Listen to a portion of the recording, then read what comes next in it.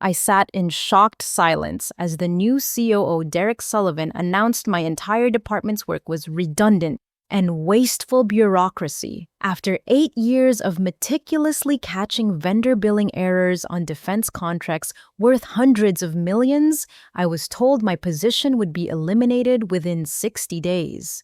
The room fell silent as Derek dismissed the meeting with a wave.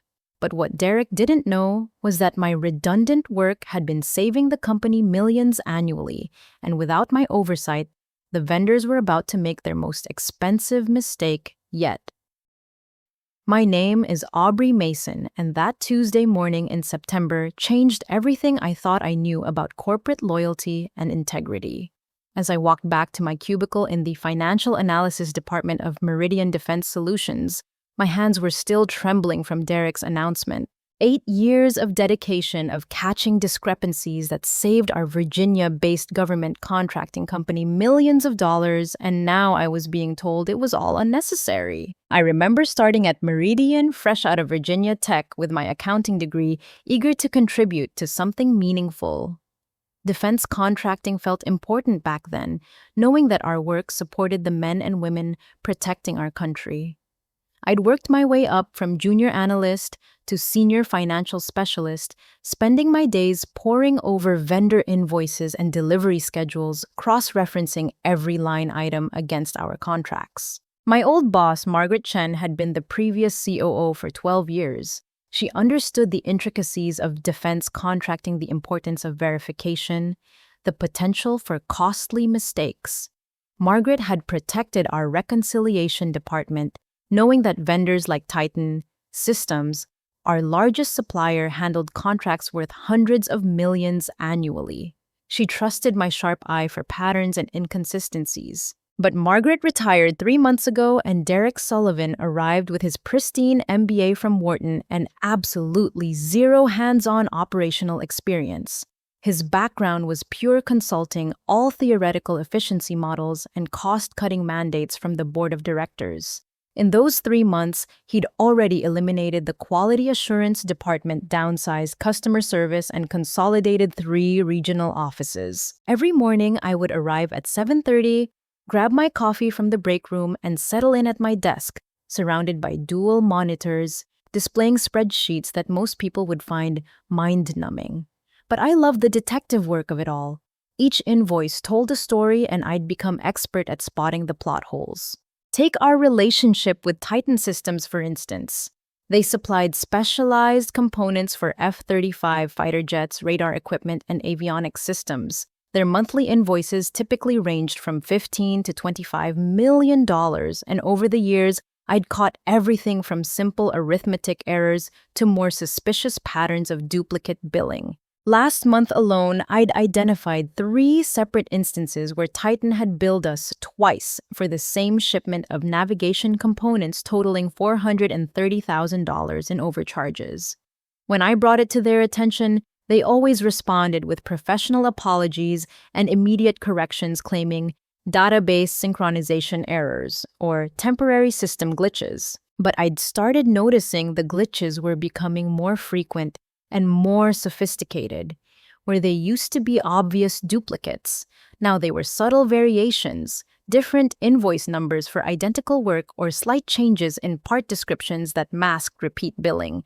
It felt deliberate, like someone was testing our oversight capabilities.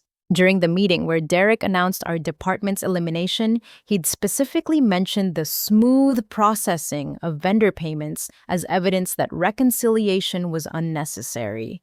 He'd gestured toward a stack of approved invoices on his desk, including what I recognized as Titan's latest submission, a hefty $28 million bill for advanced radar components.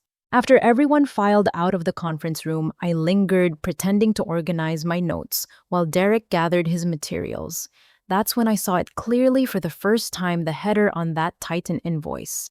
It was marked, "Urgent, expedited processing required," in bold red letters, and across the top, Derek had already scrawled his signature in blue ink. My stomach dropped. That invoice should have come through my desk first. It was standard protocol established by Margaret and reinforced by our company handbook. Every vendor payment over $5 million required reconciliation review before executive approval, but Derek had completely bypassed our department. Walking back to my desk, I couldn't shake the feeling that something was terribly wrong. I pulled up our internal system and searched for the Titan invoice Derek had already signed. When it appeared on my screen, my worst fears were confirmed. The document was riddled with irregularities that would have taken me less than an hour to catch. Line item 17 showed charges for F-35 component testing performed between August 15th and August 22nd, but line item 34 showed identical testing charges for the exact same components during the exact same time frame, just with a slightly different description. That was $2,400,000 in duplicate billing. The labor rates in Section 3 were listed at $245 per hour for senior technicians, but our contract specifically capped those rates at $185 per hour. Across 63 billing hours, that represented $1,800,000 in overcharges. Most egregious of all, the invoice included something called expedited delivery fees, totaling $1,100,000 for components that, according to our delivery logs, had arrived on standard shipping schedules. These fees weren't even mentioned in our contract with Titan. In total, I was looking at over $5 million in questionable charges that Derek had approved without any review whatsoever. But what made my blood run cold wasn't just the money, it was the growing realization that Titan Systems had been testing our defenses for months, gradually escalating their billing irregularities to see how much they could get away with. And now, with Derek's announcement that our oversight was redundant, they had their answer. The next morning, I arrived at the office determined to bring Derek's attention to the massive discrepancies in the Titan invoice. I'd spent the previous evening documenting every irregularity, preparing a comprehensive report that even someone without financial training could understand. But first, I needed to talk to my team. Sandra Walsh had been my assistant for 3 years, a sharp woman in her early 40s who'd returned to work after her divorce. She had twin daughters in middle school and couldn't afford to lose this job. Frank Morrison was our senior accountant, a methodical man in his late 50s who'd been planning retirement in 2 years. And Jessica Torres was our newest addition, a 24-year-old recent graduate from George Mason University who brought fresh energy to our detailed work. Sandra looked up from her computer as I approached her desk. "Aubrey, I've been thinking about yesterday's meeting all night. What are we going to do?" Frank rolled his chair over from his workstation. "I've seen this before at my previous company. New management comes in cuts what they don't understand, and 6 months later, they're scrambling to fix problems they created." Jessica, who'd been quietly listening, spoke up. "I've already started updating my resume. My student loans won't pay themselves, and I can't afford to wait 60 days to start job hunting." I gathered them around my desk and showed them the Titan invoice analysis I'd prepared. Sandra's eyes widened as she scanned the numbers. Frank let out a low whistle. Jessica leaned forward, studying the duplicate charges with the intensity she'd brought to her college coursework. "This is massive," Sandra said. "How could he approve this without any review?" "That's what I intend to find out," I replied. "I'm requesting a meeting with Derek this morning." Frank shook his head grimly. "Be careful, Aubrey. I've seen executives double down on bad decisions rather than admit they made mistakes."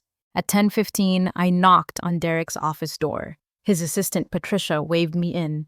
Derek's office was a stark contrast to Margaret's warm, cluttered workspace. Everything was minimalist and angular, with modern furniture that looked expensive but uncomfortable. Awards and certificates from various business schools and consulting firms lined the walls. Derek looked up from his laptop with barely concealed irritation. "Aubrey, I thought I made our direction clear yesterday. The reconciliation department is being phased out." I placed my analysis on his desk. "Derek, I need to show you something critical. The Titan invoice you approved yesterday contains over $5 million in questionable charges." He glanced at the papers dismissively. "Questionable according to what standard? These are normal business expenses from a trusted vendor." "Normal," I couldn't keep the disbelief out of my voice. They're billing us twice for the same component testing. The labor rates exceed our contracted maximums, and there are delivery fees for services they didn't provide. Derek leaned back in his leather chair, his expression growing colder. Aubrey, this is exactly the kind of nitpicking that's been slowing down our operations. Titan Systems is our primary supplier. They've been reliable for years. A few minor administrative variations don't justify the overhead costs of your entire department. Minor administrative variations, we're talking about $5.3 million in overcharges. Alleged overcharges, Derek corrected sharply. And frankly, even if your numbers were accurate, which I doubt, that represents less than 20% of the invoice total. In the consulting world, we call that an acceptable margin of variance. I stared at him, trying to process what I was hearing. Derek, this isn't consulting theory. This is taxpayer money. These are defense contracts funded by federal budgets. His face hardened. I don't need lectures about fiscal responsibility from someone whose job is about to be eliminated. The invoice has been approved and submitted to accounting for payment. The decision is final. But what about our internal protocols? Margaret established clear procedures for review of invoices over $5 million. Margaret is retired, Derek said coldly, and her outdated procedures died with her tenure. Going forward, vendor relationships will be managed at the executive level without interference from middle management. The word interference hit me like a physical blow. 8 years of dedicated service, millions of dollars in legitimate savings, and he saw my work as interference. Derek stood up, clearly signaling the end of our meeting. Aubrey, let me be absolutely clear. You are to stop all reconciliation activities immediately. Any further questioning of approved vendor payments will be considered insubordination and grounds for immediate termination. I gathered my analysis papers, my hands shaking slightly. And if Titan submits more invoices with similar irregularities, that won't be your concern, Derek replied curtly. Our vendor relationships are moving to a trust-based model. Titan has earned our confidence through years of reliable service. As I reached the door, Derek added, "Oh, and Aubrey, I'll be announcing the successful streamlining of our operations at next week's company-wide meeting. I plan to use the smooth processing of vendor payments as a prime example of how eliminating bureaucratic obstacles improves efficiency." Walking back to my desk, I felt like I was in a nightmare. Derek wasn't just eliminating oversight, he was actively celebrating its absence. And somehow the Titan invoice that contained over $5 million in questionable charges was going to be held up as a success story. Sandra looked up as I approached, reading the expression on my face. "It didn't go well, did it?" "He told me to stop all reconciliation activities immediately," I said, sinking into my chair.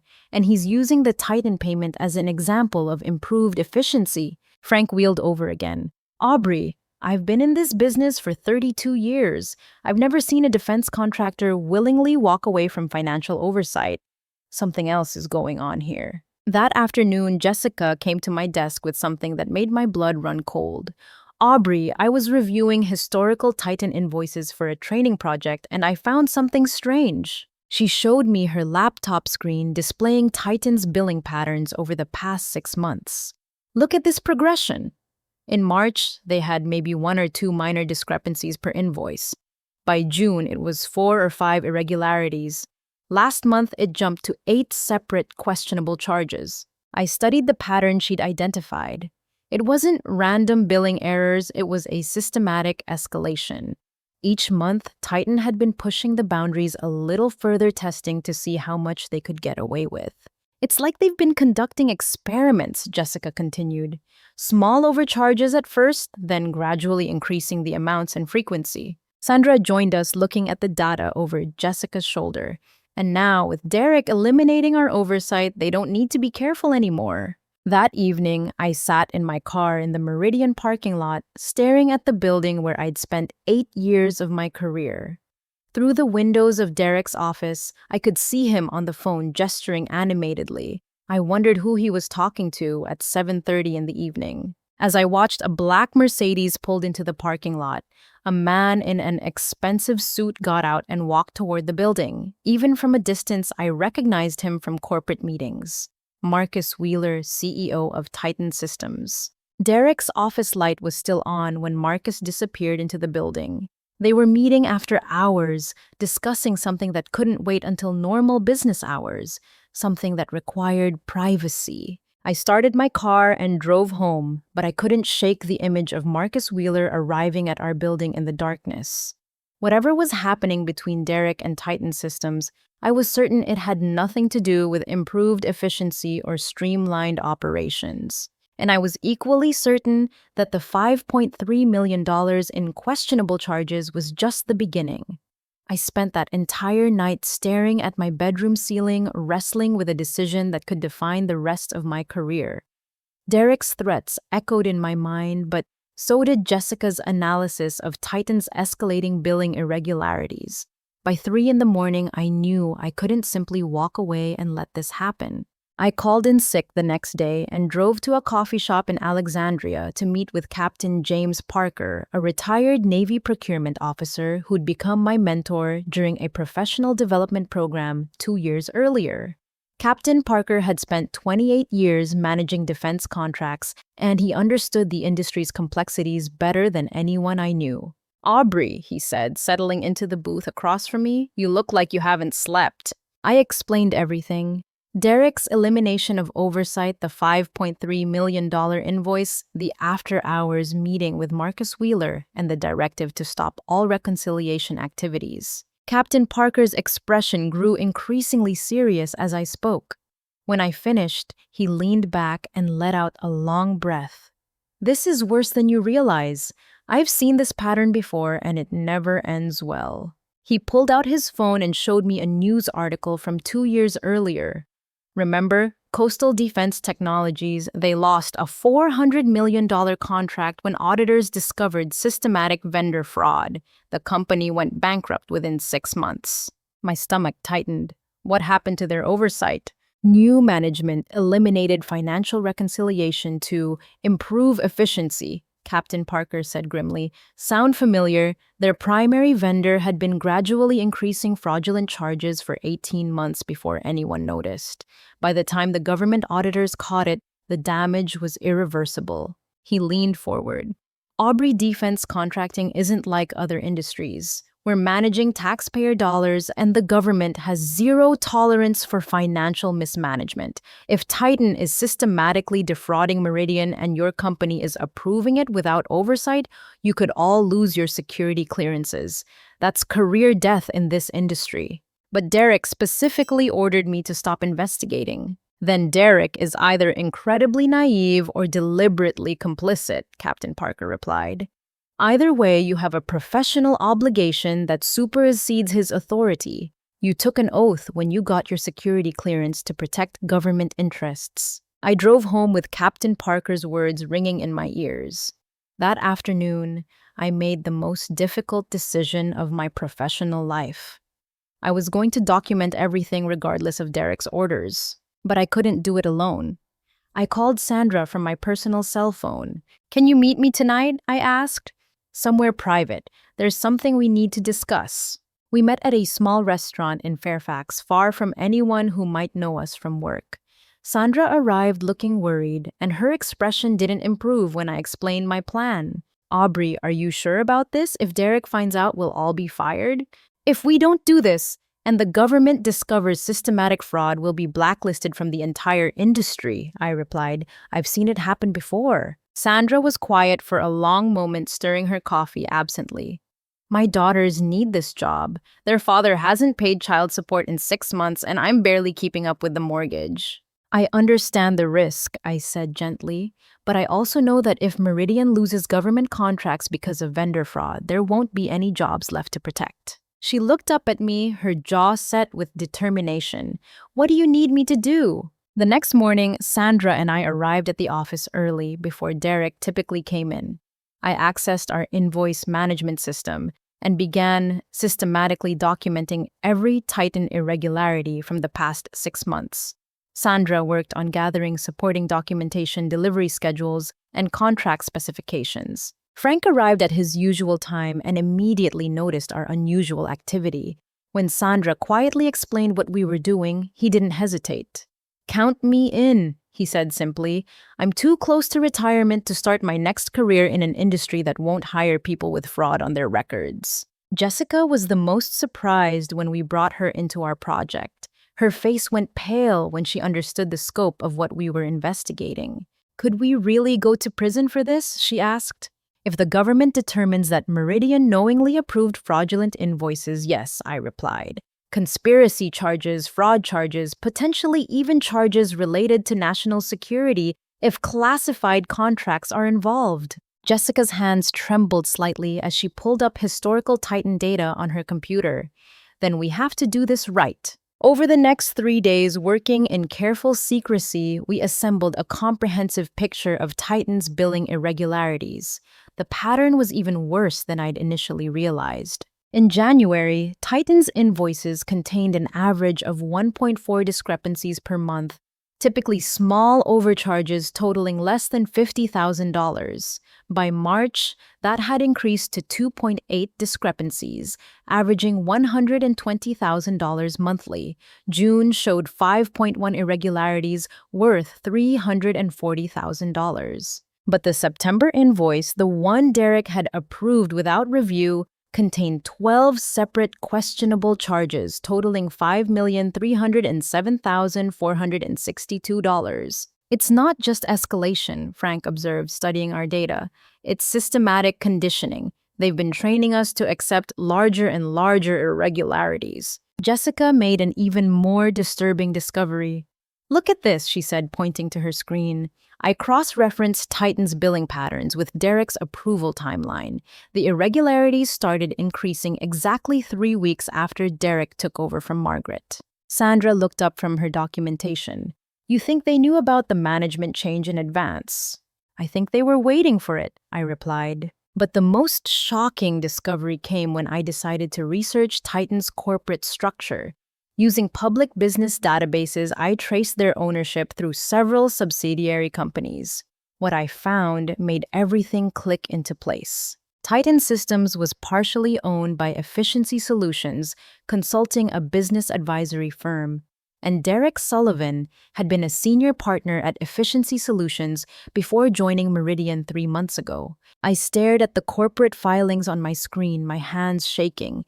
Derek hadn't just worked with Titan before he'd been financially invested in their success. His elimination of financial oversight wasn't about efficiency, it was about enabling systematic fraud by a company he'd helped advise. That evening, as I was preparing to leave, Derek appeared at my desk unexpectedly. "Aubrey, I want to be very clear about something," he said, his voice low and threatening. "I've heard rumors that you're still conducting reconciliation activities despite my direct orders. Let me remind you that any further interference with approved vendor relationships will result in immediate termination and extremely negative references." He leaned closer. "This industry is smaller than you think. Word travels fast about employees who can't follow simple directives. I'd hate to see your career prospects permanently damaged." After he walked away, Sandra rolled her chair closer to mine. "He knows," she whispered. "Someone told him we're investigating." I nodded grimly. Derek's threat was clear: stop investigating or be blacklisted from the entire defense industry. For someone with my specialized skills, that would mean career death. But as I looked at the evidence we'd assembled over the past 3 days, evidence of what appeared to be systematic vendor fraud enabled by executive corruption, I realized I'd already passed the point of no return. That night, I received an email from an anonymous account with no identifying information. The subject line read, "You're not the only one who's noticed." The message was brief. Titan is preparing a $22 million invoice for next month containing even larger irregularities. Derek has been given advance notice to expedite approval without review. They're testing how far they can push before anyone in government notices. Be careful who you trust. I stared at the email for a long time, then forwarded it to my personal account before deleting it from my work system. Someone inside Titan was watching their own company's fraudulent activities and trying to warn me. which meant the corruption was even deeper than I'd feared, and tomorrow I would have to decide whether to risk everything by taking our evidence to someone who could actually stop it. Friday morning arrived with the weight of an ultimatum. I sat in my car outside the law offices of Goldman and Associates, rehearsing what I would say to employment attorney Sarah Goldman. Captain Parker had recommended her as someone who specialized in whistleblower protection cases. Sarah's office was modest but professional, lined with law books and framed degrees. She listened intently as I explained the situation, occasionally taking notes, but never interrupting. When I finished, she leaned back in her chair and considered her words carefully. "Aubrey, you're in a difficult position," she said finally. "Whistleblower protections exist, but they're not bulletproof. If Derek has the support of Meridian's board, they can make your life very difficult regardless of the legal protections." She pulled out a thick folder. "I've handled several cases in the defense industry. The companies that survive these situations are the ones where honest board members take swift action. But if the board is compromised or complicit, whistleblowers often face retaliation that makes their positions untenable. So, what would you recommend?"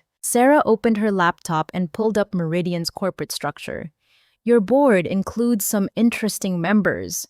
Admiral Robert Hayes, retired Navy, has an impeccable reputation. Dr. Elizabeth Warren, former Pentagon procurement director, is known for zero tolerance of fraud. But you also have Thomas Mitchell and Robert Chen, both former Titan executives." My heart sank.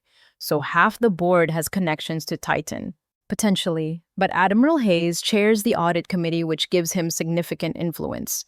If you're going to approach anyone, he's your best option. That afternoon, I made the most nerve-wracking phone call of my career. Admiral Hayes agreed to meet me that evening at a coffee shop in Annandale, away from corporate offices and potential surveillance. Admiral Hayes was exactly what I'd expected: ramrod, straight posture, graying hair, and eyes that seemed to analyze everything around him. He ordered black coffee and listened without expression as I presented our evidence. When I showed him the pattern of escalating irregularities, his jaw tightened. When I explained Derek's previous employment with Efficiency Solutions, his eyes hardened. And when I revealed the anonymous warning about next month's $22 million fraudulent invoice, he sat back and let out a long breath. "Ms. Mason, what you're describing constitutes potential conspiracy to defraud the federal government," he said quietly. "If these allegations are accurate, we're looking at criminal charges, contract termination, and company bankruptcy. I know the risks, sir, but I also know that doing nothing guarantees those outcomes when government auditors eventually discover the fraud." Admiral Hayes studied the documentation I'd provided. "This level of systematic overbilling doesn't happen accidentally. Someone at Titan has been planning this escalation for months. And someone at Meridian has been facilitating it," I added. He nodded grimly.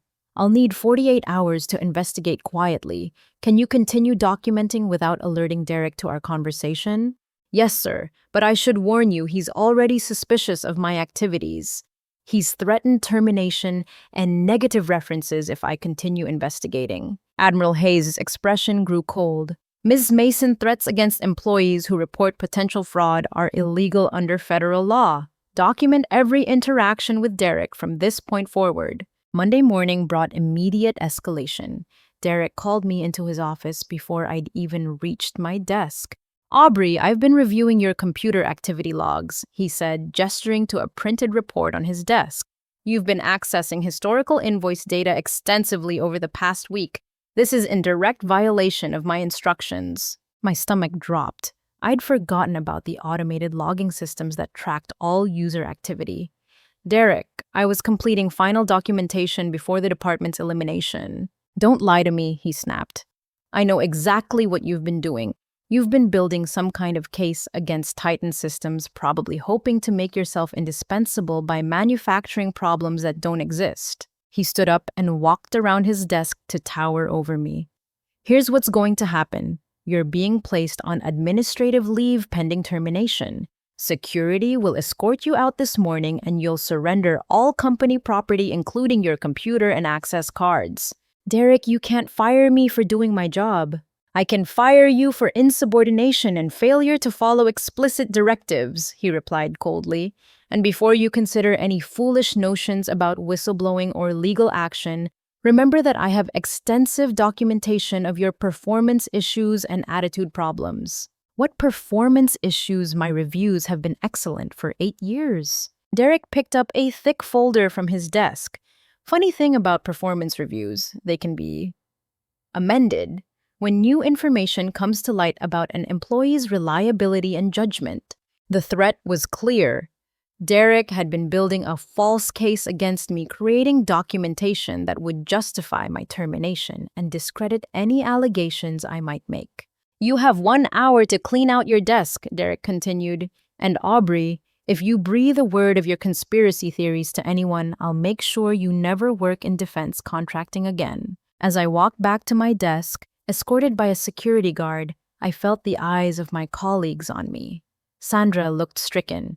Frank appeared angry, and Jessica seemed terrified. I had exactly 1 hour to gather my personal belongings and somehow communicate to them that our investigation needed to continue. Under the watchful eye of security, I couldn't speak freely to my team. But as I packed my personal items, I managed to slip Sandra a note. Check your personal email tonight, tell the others. The security guard walked me to my car, confiscated my badge and parking pass, and watched as I drove away from Meridian Defense Solutions for what I assumed would be the final time. That evening, I sent detailed messages to Sandra, Frank, and Jessica's personal email accounts. I explained my meeting with Admiral Hayes, the timeline for his investigation, and the critical importance of preserving evidence until he could act. Sandra's response came within an hour. Derek called an emergency staff meeting after you left. He's bringing in a new analyst from outside the company, someone with no reconciliation experience. He told everyone that your termination was necessary because of trust issues and unreliable performance. Frank was so angry he had to leave the room. Jessica's message was equally disturbing. They've already started destroying historical files. Derek ordered us to delete anything older than 6 months, claiming it was part of the streamlining process. Frank and I managed to save what we could, but they're erasing the evidence. But it was Frank's email that sent chills down my spine. Aubrey, I stayed late tonight and saw something you need to know. Derek and Marcus Wheeler met in the parking garage after everyone left. I watched from my office window as Marcus handed Derek an envelope. It looked like money or documents, I couldn't tell which, but Derek checked to make sure no one was watching before he took it. I forwarded Frank's message to Admiral Hayes immediately. Whatever Derek and Marcus were exchanging in secret meetings, it had nothing to do with legitimate business relationships. The next morning brought a response from Admiral Hayes that both relieved and terrified me. Miss Mason, based on your evidence and my preliminary investigation, I'm calling an emergency board meeting for Thursday morning. Federal investigators will be present. Can you testify about your findings? I stared at his message for a long time before typing my response. Yes, sir, I'm ready. But as I hit send, I realized that Derek's retaliation was about to become the least of my problems. If I was wrong about the fraud, or if Derek had covered his tracks effectively, Thursday's board meeting would destroy whatever remained of my career. And if I was right, the corruption at Meridian ran deeper than any of us had imagined. Wednesday morning brought a frantic call from Sandra. Aubrey, you need to know what's happening here. Derek's losing his mind.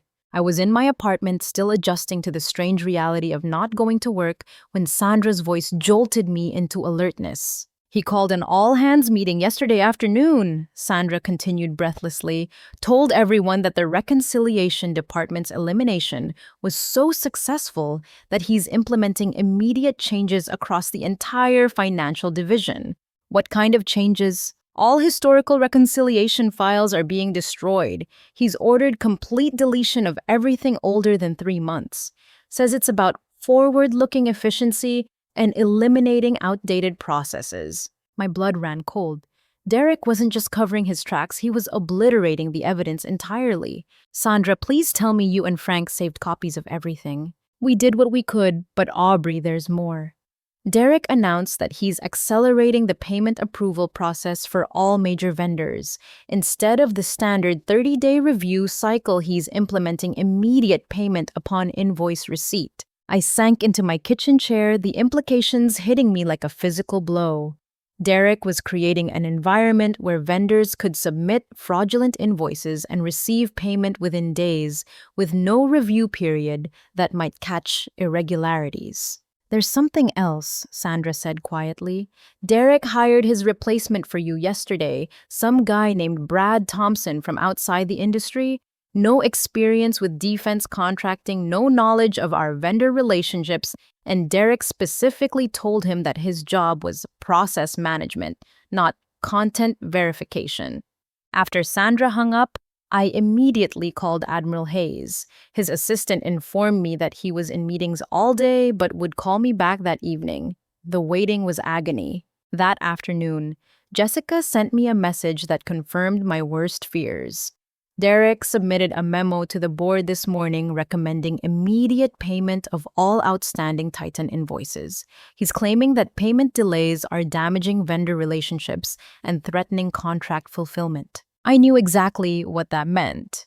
The $22 million fraudulent invoice that my anonymous source had warned about was probably already in Derek's hands, and he was positioning to approve payment before Admiral Hayes could intervene. Frank's email arrived an hour later with even more disturbing news. "Aubrey, I've been monitoring Derek's communications as much as possible without raising suspicion.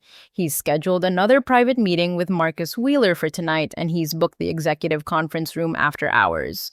Whatever they're planning, it's happening fast." That evening, Admiral Hayes finally called me back. His voice was grim and urgent. "Ms. Mason, I've spent the past 2 days conducting a quiet investigation, and what I've discovered is worse than your initial allegations suggested." He paused, and I could hear papers rustling in the background. "I've been in contact with Lieutenant Colonel Patricia Kim from the Defense Contract Audit Agency. They've been monitoring unusual billing patterns across several defense contractors, and Titan Systems has been on their watch list for 6 months. My heart pounded. They already knew about the fraud. They suspected it, but they needed internal evidence to build a case. Your documentation provides exactly what they needed. But Ms. Mason, there's something else you need to understand. This isn't just about Meridian and Titan. The DCAA believes this is part of a larger conspiracy involving multiple defense contractors and consulting firms." The scope of what Admiral Hayes was describing made me dizzy. How many companies are involved? Potentially dozens. The pattern appears to be that consulting firms identify defense contractors with weak financial oversight, place their people in executive positions, and then systematically facilitate vendor fraud. The profits are split between the consulting firms and cooperating vendors. I thought about Derek's background at Efficiency Solutions, his immediate elimination of oversight, his private meetings with Marcus Wheeler. Everything Admiral Hayes described fit perfectly. "What happens next?" I asked. "Tomorrow morning's emergency board meeting will include Lieutenant Colonel Kim and federal fraud investigators. Derek doesn't know about the meeting yet. We're going to present him with evidence of the conspiracy and offer him one chance to cooperate before formal charges are filed. And if he refuses to cooperate," Admiral Hayes' voice was steel, "then he'll be arrested on federal conspiracy charges, and Meridian will begin full cooperation with a government investigation that could take years to complete." That night, I couldn't sleep. I kept thinking about Sandra's daughters, Frank's retirement plans, Jessica's student loans. If Meridian lost its government contracts due to this scandal, dozens of innocent employees would suffer for Derek's corruption. At 2 in the morning, I received another anonymous email. "Tomorrow, Derek will receive Titan's largest invoice yet, $27.4 million, with over $8 million in fraudulent charges. He plans to approve payment immediately after the board meeting to prevent interference. Once that payment is processed, Titan will disappear. Their corporate structure is designed for rapid dissolution." I forwarded the message to Admiral Hayes immediately, then sat in my darkened kitchen trying to process the magnitude of what was about to happen. Derek wasn't just stealing from Meridian, he was orchestrating the systematic looting of a defense contractor. And if the anonymous source was right, Titan Systems was preparing to vanish with tens of millions in fraudulent payments, leaving Meridian to face government investigation and potential bankruptcy. Thursday morning arrived gray and cold, matching my mood as I drove toward Meridian's headquarters for what would either be vindication or disaster. I had no idea if Admiral Hayes's trap would work, or if Derek had prepared countermeasures that would make me look like a disgruntled employee manufacturing conspiracies. As I pulled into the parking lot, I saw several unfamiliar cars near the main entrance. Government plates. Lieutenant Colonel Kim and her team were already in position. In 6 hours, I would either be a whistleblower who'd helped expose major defense contractor fraud or an unemployed analyst whose career had been destroyed by false allegations. But as I walked toward the building where I'd spent 8 years of my professional life, I knew I'd made the only choice my conscience would allow. Whatever happened next, I'd done everything possible to protect the integrity that made our work meaningful. The trap was set. Now we would discover whether Derek Sullivan was smart enough to walk away or arrogant enough to destroy himself. The Meridian boardroom had never felt more like a courtroom than it did at 9 o'clock Thursday morning. Admiral Hayes sat at the head of the long mahogany table flanked by Lieutenant Colonel Patricia Kim and 2 federal investigators whose stern expressions suggested they'd seen this scenario many times before. Derek entered the room with his usual confident stride, clearly expecting another routine board meeting.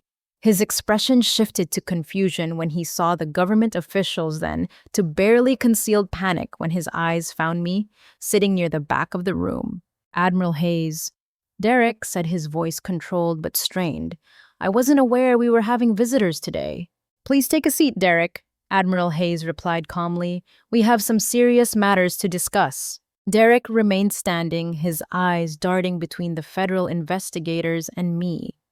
If this is about Aubrey's termination, I can assure the board that it was handled according to proper HR protocols. Lieutenant Colonel Kim spoke for the first time, her voice carrying the authority of someone accustomed to cutting through corporate deception. Mr. Sullivan, this meeting concerns potential conspiracy to defraud the federal government. Please sit down. The color drained from Derek's face, but he slowly lowered himself into a chair across from the investigators. Admiral Hayes opened a thick folder and placed several documents on the table. Derek, over the past 72 hours, we've conducted a comprehensive investigation into Titan Systems' billing practices and your approval processes. What we've discovered constitutes the most serious breach of fiduciary duty in Meridian's 40-year history. He slid a document across the table. This is an analysis of Titan's invoices over the past 6 months. Total questionable charges $14.7 million, all approved by you without any reconciliation review. Derek picked up the document, his hands trembling slightly. These are normal business variations. Titan is a trusted vendor with an excellent track record. Lieutenant Colonel Kim leaned forward. Mr. Sullivan, we're aware of your previous employment with Efficiency Solutions Consulting, which maintains financial interest in Titan Systems. We're also aware of your private meetings with Titan CEO Marcus Wheeler, including monetary exchanges in this building's parking garage. Derek's facade cracked completely. I don't know what you're talking about. One of the federal investigators spoke for the first time. Mr. Sullivan, we have photographic evidence of your meetings with Mr. Wheeler, banking records showing payments from Titan-related entities to accounts you control, and testimony from multiple Meridian employees regarding your elimination of financial oversight. Admiral Hayes gestured toward me. Aubrey, would you please present your findings to the board? I stood up, my legs shaky, but my voice steady, and approached the table. For 8 years, I dreamed of presenting to Meridian's board of directors. I'd never imagined it would be under these circumstances. Over the past 6 months, I began.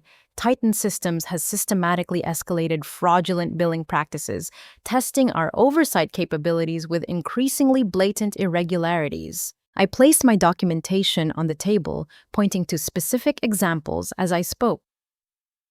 In January, irregularities averaged $50,000 monthly. By September, they'd reached $5.3 million in a single invoice. This escalation coincides precisely with Mr. Sullivan's tenure as COO. Derek interrupted desperately.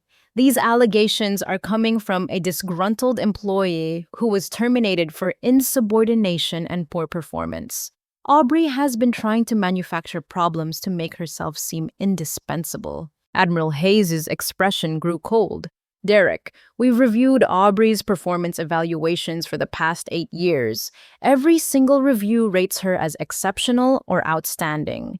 The negative documentation you've recently added to her file was created after she began investigating Titan's billing irregularities. Lieutenant Colonel Kim added, Mr. Sullivan, creating false performance records to discredit employees who report fraud is a federal crime in itself. One of the board members, Dr. Elizabeth Warren, spoke up for the first time. Derek, these are extraordinarily serious allegations. Do you have any response to the evidence presented? Derek looked around the table, desperately seeming to realize that his corporate confidence and MBA credentials meant nothing in the face of federal fraud investigators and documented evidence. This is all circumstantial, he said weakly. Business relationships between consulting firms and their clients are perfectly legal. Performance management decisions are within my executive authority. Lieutenant Colonel Kim opened her own folder.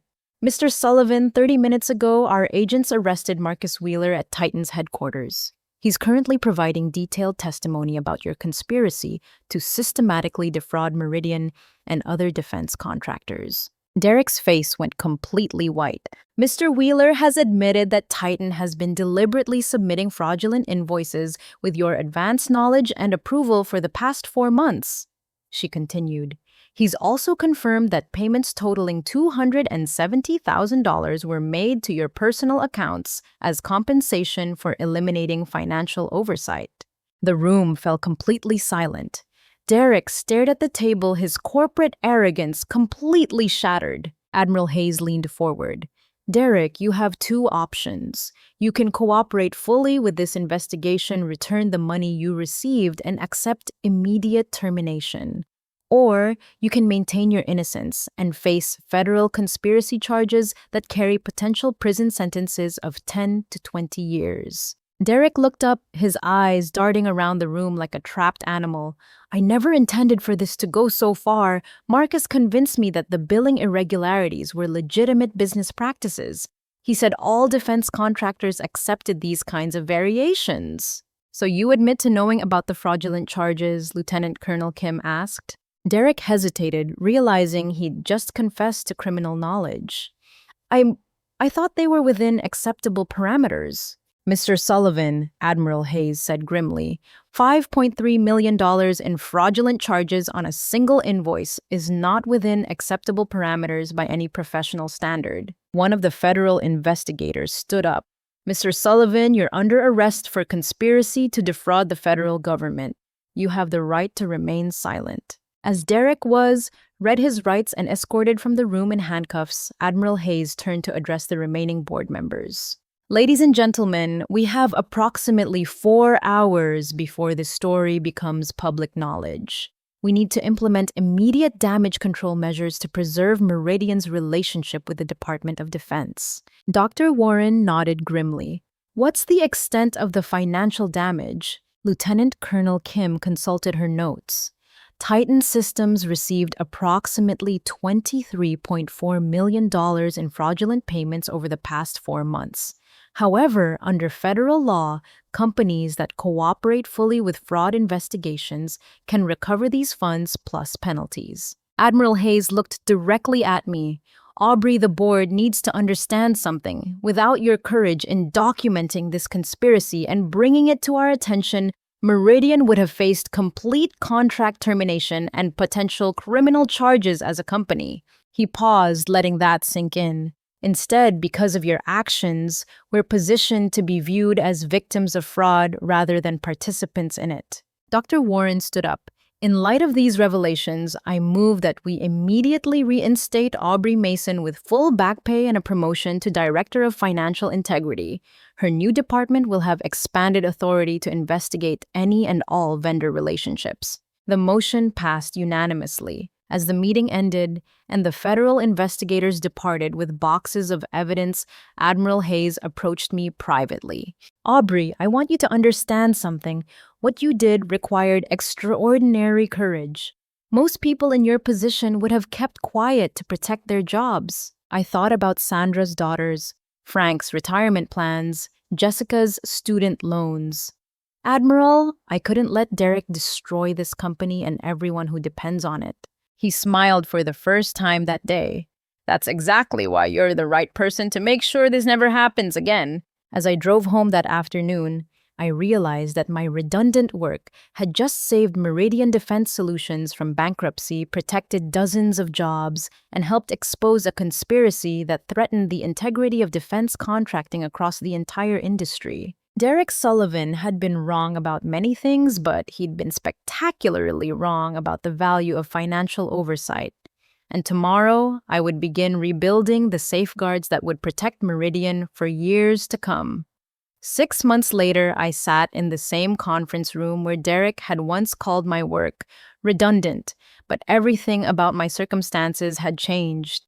As Meridian's new Director of Financial Integrity, I was preparing to address the board about our expanded oversight operations and the complete recovery of funds stolen through the Titan conspiracy. The legal resolution had exceeded everyone's expectations. Derek Sullivan pleaded guilty to conspiracy charges and received a 4-year federal prison sentence, along with orders to repay $270,000 in bribes he'd received. Marcus Wheeler faced 8 years in federal prison after investigators discovered that Titan's fraud extended to 6 other defense contractors with total damages exceeding $42 million. Titan Systems dissolved completely within 30 days of Marcus's arrest, but federal asset seizure had recovered most of the stolen funds. Meridian not only recouped the $14.7 million in fraudulent charges, but also received an additional $3.2 million in penalties from Titan's liquidated assets. More importantly, for our company's future, the Department of Defense had praised Meridian's cooperation with the investigation and our implementation of enhanced oversight procedures. Instead of losing contracts, we'd been awarded the $1.2 billion F-35 components contract that had been under consideration when Derek's conspiracy unraveled. My personal vindication felt surreal. The promotion came with a 60% salary increase, expanded authority over all vendor relationships, and a team of 12 analysts dedicated to preventing fraud. Sandra had become my assistant director. Frank decided to delay retirement for 3 years to help train our expanded team, and Jessica had grown into one of our most skilled forensic analysts. But the professional recognition extended far beyond Meridian. The Defense Contract Audit Agency had honored me with their Excellence in Fraud Prevention Award, and I'd been invited to speak at industry conferences across the country about implementing effective financial oversight. Today's board meeting was particularly satisfying because we were reviewing results that would have seemed impossible 6 months earlier. Our enhanced reconciliation procedures had identified irregularities with 4 other vendors, catching potential fraud worth over $2 million before any payments were processed. The message was clear. Meridian was no longer an easy target for sophisticated billing schemes. Admiral Hayes called the meeting to order with obvious satisfaction. Ladies and gentlemen, 6 months ago, we faced potential bankruptcy and criminal charges. Today, Meridian Defense Solutions serves as the industry model for ethical business practices. Dr. Warren addressed me directly. Aubrey, your department's work has exceeded every expectation. Not only have we recovered from the Titan fraud, but our enhanced oversight has actually improved our profit margins by catching legitimate billing errors that we'd been missing for years. She was right. Beyond the dramatic fraud prevention, my team had identified dozens of smaller discrepancies in vendor invoices, duplicate shipment charges, incorrect labor rates, and billing calculation errors. In total, we'd saved Meridian over $4 million in legitimate but incorrect charges that previous systems had missed. The irony wasn't lost on me. Derek had eliminated financial oversight, claiming it was redundant and costly, but our expanded oversight operations had actually improved the company's financial performance while protecting against fraud. Frank, now serving as our senior training coordinator, presented his report on industry best practices. We've identified patterns of vulnerability that fraud conspiracies exploit, he explained. New executive leadership without operational experience, elimination of historical data, acceleration of payment processes, and isolation of financial oversight staff. Jessica, who'd become our specialist in forensic data analysis, added, "We've developed automated systems that flag unusual billing patterns before they reach executive review. The computer algorithms can identify potential fraud indicators that might escape human notice during routine processing." As the meeting concluded, Admiral Hayes asked me to stay behind for a private conversation. "Aubrey, I want you to know that your actions 6 months ago protected far more than just Meridian," he said seriously.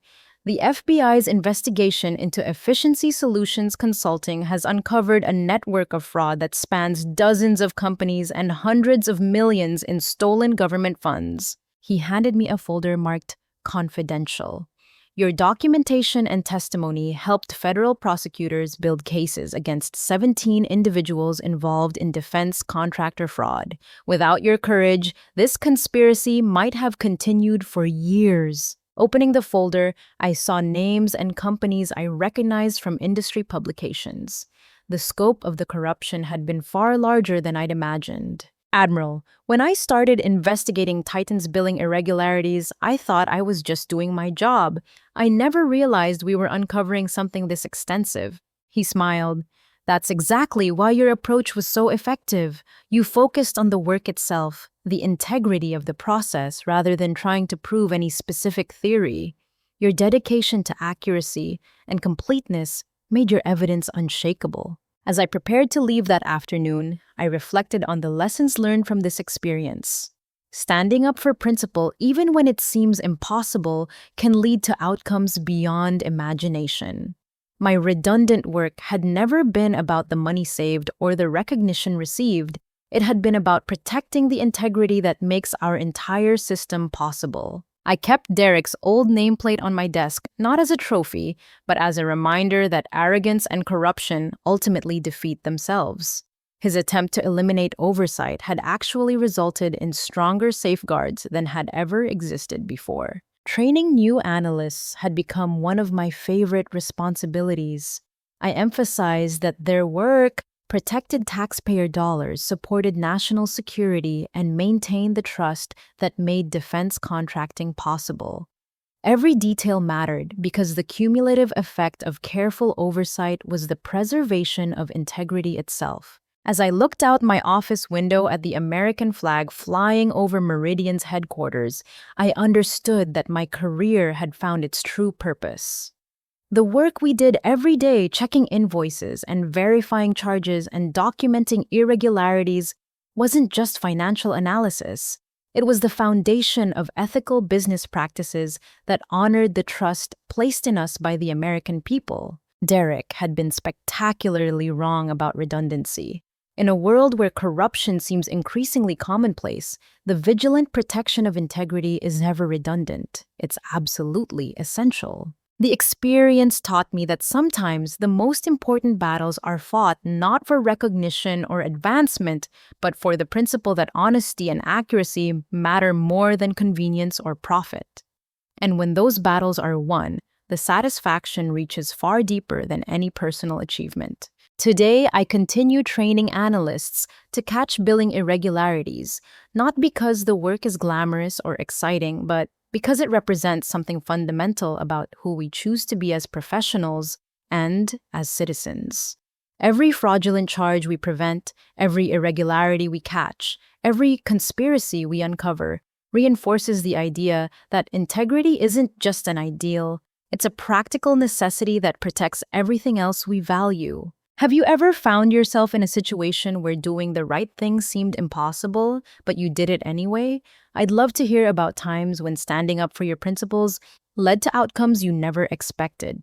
Please share your stories in the comments below, and if this story resonated with you, please like this video and subscribe for more stories about ordinary people facing extraordinary challenges. Don't forget to share this with anyone who might be struggling with similar workplace dilemmas, because sometimes knowing that others have faced these choices and survived can make all the difference. Thank you for listening to my story, and I hope it reminds you that your integrity is never redundant, no matter what anyone else might say.